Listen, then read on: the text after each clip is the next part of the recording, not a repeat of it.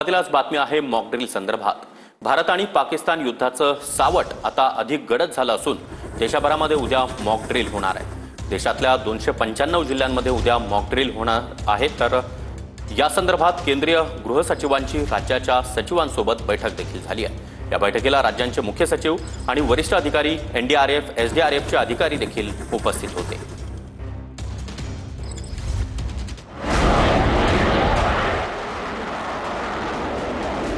भारत पाकिस्तान मध्ये सध्या युद्धजन्य परिस्थिती निर्माण झाली आहे। त्यामुळे केंद्र सरकारने 7 मे रोजी देशातल्या 244 जिल्ह्यांमध्ये मॉक ड्रिल करण्याचे आदेश दिले। युद्धाच्या परिस्थितीत भीती आणि गोंधळ कमी करणं, अराजकता कमी करणं आणि जीव वाचवणं हा मॉक ड्रिलचा मुख्य उद्देश आहे। आपल्या इथे लोकांनी जसं आहे की शेल्टर हे झालं, सायरन वाजला की तुम्ही बाहेर निघायचं आणि बाहेर निघून जर तुमची अनेक मजली इमारत असेल तर इमारतीपासून दूर जमिनीवर झोपून राहायचं। हा एक प्रकार आहे। तुमच्या बिल्डिंगमध्ये जर तळघर असेल तर तिथे जायचं। आणि तिसरा प्रकार असा आहे की प्रत्येक ठिकाणी तुमच्या बाजूला ज्या हे असतात कंपाऊंड बिल्डिंग्स असतात, कंपाऊंड वॉल्स, त्या वॉलच्या बाजूला जाऊन आपला स्वतःचा बचाव करायचा। मॉक ड्रिलमध्ये सायरन वाजवून लोकांना अलर्ट केलं जातं।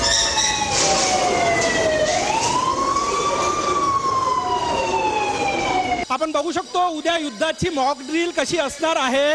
ही सायरन वाजलेला आहे आणि आता हे सगळे विद्यार्थी एका वेळेस शाळेतून बाहेर पडतायत। उद्या जेव्हा मॉक ड्रिल असेल तेव्हा अशाच प्रकारे हे सगळे विद्यार्थी जे आहे ते आपल्या वर्गातून बाहेर पडणार आहे। त्या हॉर्नला ऐकून मुलं, सायरन ऐकून मुलं जीव वाचवण्याकरता कसं तळतळीने बाहेर पडता येईल त्या तळतळीने ते बाहेर पडलेत।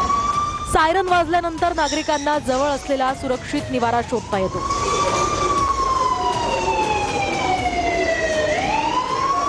एअरक्राफ्ट किंवा मिसाईल तुमच्या शहराच्या दिशेने येतात आहेत त्यावेळेला शहरामध्ये सगळीकडे सायरन वाजायला सुरुवात होते, भोंगे वाजायला सुरुवात होते। हा भोंगा वाजताच नागरिकांनी स्वतःचं जे शेल्टर असतं त्या शेल्टरमध्ये जायला पाहिजे।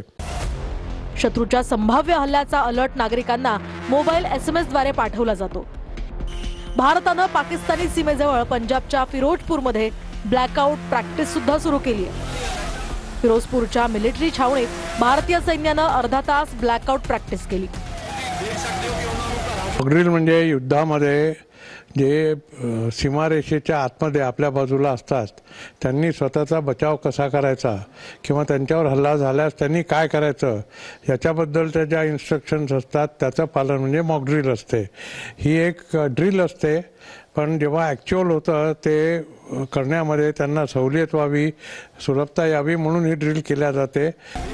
ब्लॅकआउट प्रॅक्टिसच्या वेळी संपूर्ण परिसरात अंधार केला गेला होता। या काळात फिरोजपूर परिसरातल्या गावांमधली वीज रात्री 9 ते 9:30 पर्यंत बंद होती। रात्रीच्या वेळी शत्रूच्या हवाई हल्ल्यापासून वाचणं हा ब्लॅकआउटचा मुख्य उद्देश आहे। बाहेर पडण्याकरता कुठले मार्ग आहे ते बघितले जातात।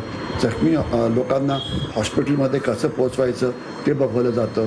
तर हे सगळ्यांची प्रॅक्टिस करणं गरजेचं आहे, कारण प्रॅक्टिस केलं की सगळ्यांना नेमकं काय करायचं याची माहिती होते आणि विनाकारण लोक घाबरून जाणार नाहीत आणि नेमकं रक्षणाचं काम करतील।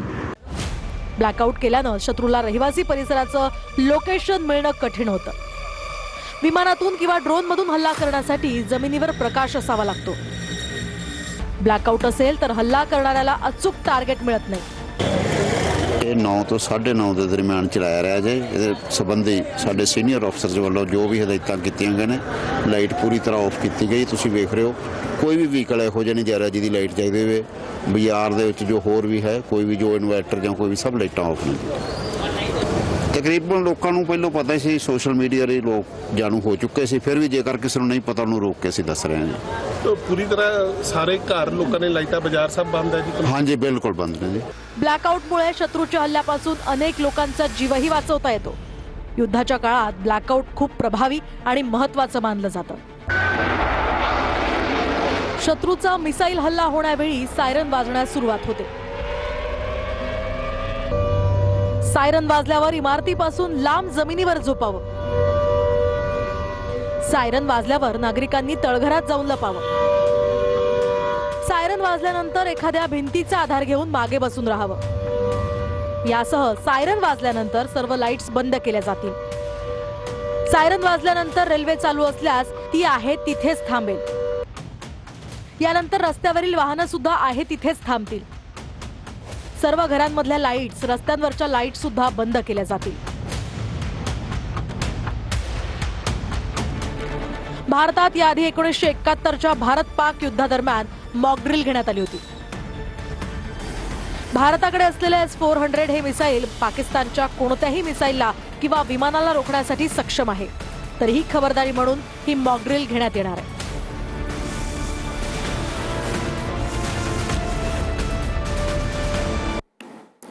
राज्यातील विविध शहरांमध्ये सध्या सायरनची संख्या किती आहे ते पाहूया. 1965 ते 1993 पर्यंत सायरनची संख्या: मुंबई 272, ठाणे 19, पुणे 75, नाशिक 22, उरण 15, तारापूर 21, एकूण 427. सध्याची स्वयंचलित सायरनची संख्या: मुंबई 39, ठाणे 5, नाशिक 7, उरण 8, एकूण 59. राज्यामध्ये सायरनची संख्या आता वाढली. सचिवांनी सर्व राज्याच्या प्रमुखांशी चर्चा केलेली आहे. त्याचप्रमाणे महाराष्ट्रात देखील त्याचा प्लॅन झालेला आहे. तशा प्रकारची मॉक ड्रिल ही करण्यात येणार आहे. मला असं वाटतं की अशा प्रकारच्या मॉक ड्रिलचे खूप जास्त डिटेल जर आपण सांगितले तर मग ती ड्रिल कशी राहील. सगळ्याच गोष्टी माहिती असल्या तर ती मॉक ड्रिल कशी होईल. आणि म्हणून मला असं वाटतं एवढा पुरे आहे की महाराष्ट्रात ही मॉक ड्रिल होणार आहे. रशिया भारताला तातडीनं IGLAS हे मिसाईल देणार आहे. भारत-पाक सीमेवर सगळीकडेच हे मिसाईल तैनात करण्यात येणार आहे. भारतानं युद्धाची तयारी सुरू केल्यानं रशिया देखील आता मिसाईल तातडीनं भारताला देणार आहे.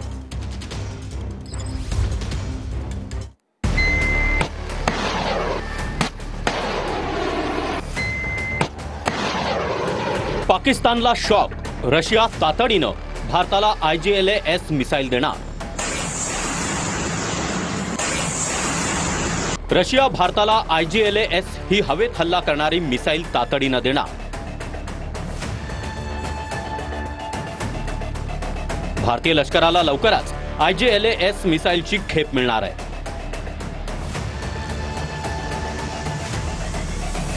कमी उंचीवर उडणाऱ्या टार्गेटला संपवण्यासाठी हे विशेष क्षेपणास्त्र बनवण्यात आलंय.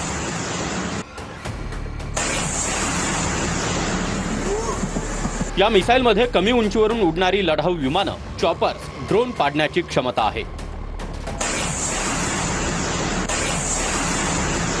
पाकिस्तानच्या ड्रोन सिस्टमचा खात्मा करण्यासाठी नव्या मिसाईलची भारताला गरज होती. भारत पाकिस्तान सीमेवर सगळीकडे ही मिसाईल तैनात करणार आहे. सैन्याला आपत्कालीन स्थितीत दिलेल्या विशेष अधिकारांतर्गत ही मिसाईल देण्यात येणार आहे.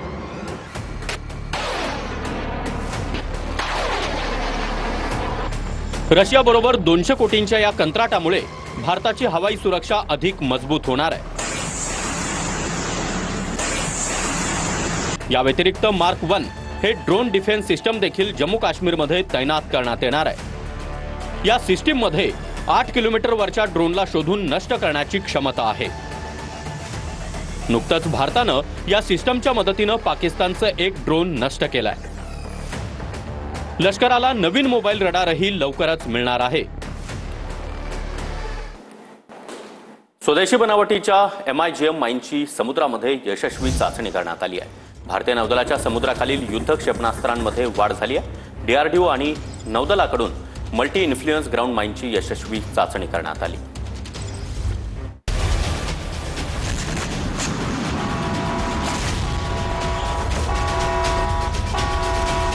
MIGM माईनची समुद्रात यशस्वी चाचणी.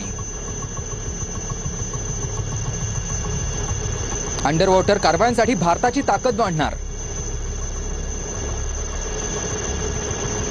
DRDO आणि भारतीय नौदलाद्वारे बहुउद्देशीय भूसुरुंगाची चाचणी झाली.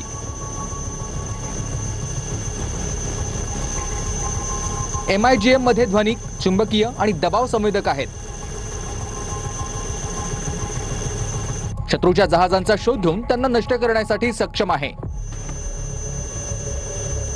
MIGM गुप्त जहाजं पाणबुड्यांचा सामना करण्यासाठी डिझाईन केलंय. प्रतिबंधात्मक क्षमता, परिचालन सज्जता बैठकीसाठी महत्त्वाचा टप्पा आहे. पुण्याच्या हाय एनर्जी मटेरियल रिसर्च लॅबोरेटरीचा सहभाग आहे. पाकिस्तानात बँकेबाहेर नागरिकांच्या चांगल्याच रांगा लागल्या. बँकेतील पैसे काढण्यासाठी पाकिस्तानी नागरिकांनी बँकेबाहेर मोठ्या रांगा लावल्या आहेत. युद्धाचं सावट असल्यानं पाकिस्तानी नागरिक देखील आता घाबरून गेलेले आहेत आणि बँकेतील पैसे काढण्यासाठी त्यांनी बँकेबाहेर मोठ्या रांगा लावल्या.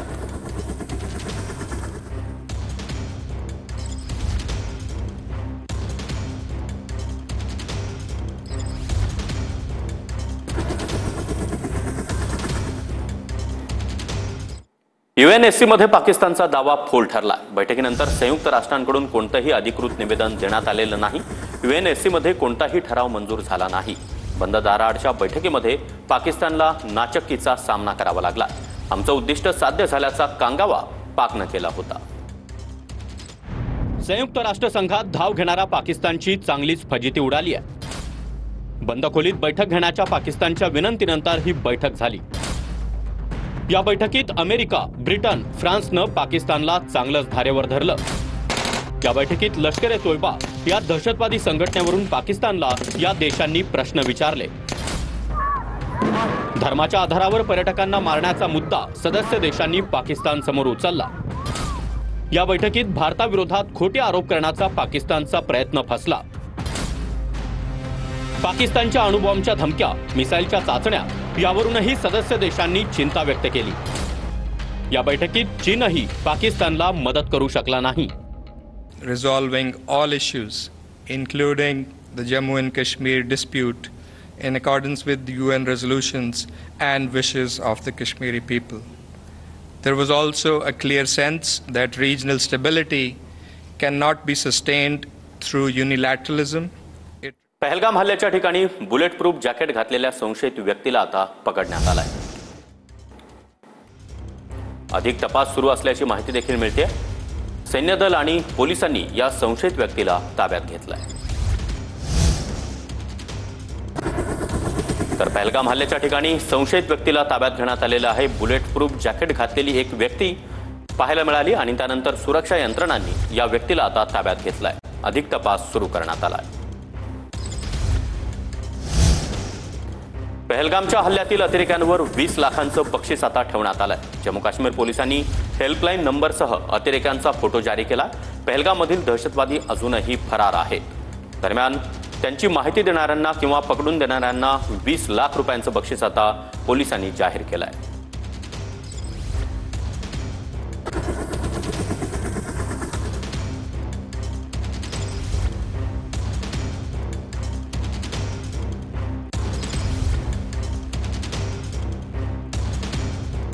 भारत ब्रह्मोस मिसाईलनं हल्ला करू शकतो अशी भीती पाकिस्तानमधील खासदाराला वाटते. भारतीय हल्ल्याची पाकिस्तानला भीती आहे. शहबाज शरीफ आहे कुठे असा सवाल पाकिस्तानी पत्रकारानं उपपंतप्रधान यांना विचारला. भारत हल्ला करेल या भीतीनं पाकचा पंतप्रधान शहबाज शरीफ गायब झाल्याची पाकिस्तानमध्ये चांगली चर्चा रंगली आहे.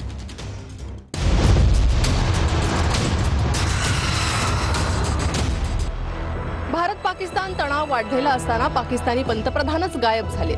पंतप्रधान शहबाज शरीफ नेमके कुठे आहेत असा प्रश्न पाकिस्तानच्या नागरिकांनाच पडलाय. एका पत्रकारानं हा प्रश्न थेट पाकिस्तानच्या उपपंतप्रधानांनाच विचारला.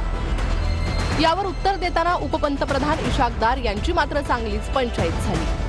1.5 हफ्ते से सारी सिचुएशन चल रही है. मैं आपसे ये पूछना चाहूँगा कि हमारे प्राइम मिनिस्टर मियाँ शहबाज शरीफ साहब कहाँ हैं? वो कहीं हमें फ्रंट पे नज़र नहीं आ रहे. वो कौम के लीडर हैं, वज़ीर आज़म हैं. क्या उन्हें नहीं चाहिए कि वो फ्रंट पे आके फ्रंट से कौम को लीड करें? Right after arrival from Ankara in Islamabad, 23rd evening, we have been in touch throughout. And very next morning, National Security Committee of Pakistan meets. His statement after that, the National Security Committee's press release, and after that series of interactions by Prime Minister. I'm amazed कि आपको ये भी नहीं पता, तो बड़ा हैरानगी की बात है. या तो आपको मौका नहीं मिला या आप कहीं और इंडियन चैनल्स ही देखते रहे हैं इस दौरान. दूसरा जो तो इसलिए गायब को तो ही is leading from the front under his chairmanship has been working day and night. तो हमारी 2 घंटे मीटिंग हुई, हमने 24 की रात को ही हमने एक ड्राफ्ट रेजोल्यूशन बना के तमाम को दे दी। अगले दिन सेनेट इजलास से 1 घंटा पहले मीटिंग हुई हमारी और मैं खुद उसमें हाजिर हुआ। तो ये ना प्लीज कहें, this will be a very unfair statement. पाकिस्तानच्या संरक्षण मंत्र्यांनाही भारतीय हल्ल्याची भीती वाटते। एलओसीवर भारत कधीही हल्ला करेल अशी भीती ख्वाजा आसिफनं व्यक्त केली आहे। भारत दक्षिण आशियाला अणुयुद्धाच्या उंबरठ्यावर ढकलतोय अशा उलट्या बोंबा मारणंही ख्वाजा आसिफनं सुरू केलंय।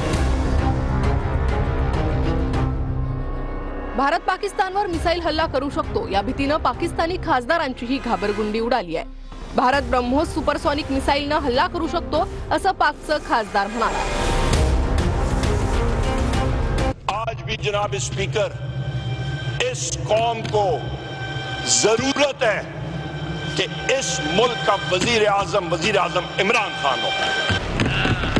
हमें स्ट्रांग लीडरशिप चाहिए, क्योंकि यहां पे मैं पब्लिकली कह चुका हूं कि हिंदुस्तान का अटैक इमिनेंट है, किसी भी वक्त किसी टाइम पे आ सकता है।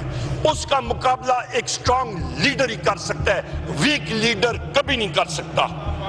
हिंदुस्तान ये attack, imminent attack air launch stand off weapons के जरिए करेगा, अपना ब्राह्मोस सुपरसोनिक क्रूज मिसाइल के जरिए करेगा। एका खासदारानं तर पाकिस्तान सोडून लंडनला पळून जाणार असं म्हटलंय। भारतानं हल्ला केल्यास आपण लंडनमध्ये आश्रय घेऊ असं शेर अफजल खान मारवत यांनी म्हटलंय। नहीं, अगर जंग बढ़ जाती है तो मैं इंग्लैंड चला जाऊंगा। सर, इन हालात में आप नहीं समझते कि मोदी को थोड़ा सा पीछे जाना चाहिए था कि हालात नॉर्मल हों? मोदी मेरे खाला का बेटा है जो मेरे कहने से पीछे जाएगा। भारताच्या हल्ल्याच्या भीतीनं पाकिस्तानमध्ये चांगल्याच हालचाली वाढल्या। पाकिस्तान पंतप्रधान शहबाज शरीफ आणि परराष्ट्र मंत्री इशाक दार ISI कार्यालयामध्ये दाखल झाल्या। पाकिस्तानी गुप्तचर यंत्रणा ISI कार्यालयामध्ये ते पोहोचल्यात। पाकिस्तानमध्ये उच्चस्तरीय बैठक सुरू असल्याची माहिती मिळते।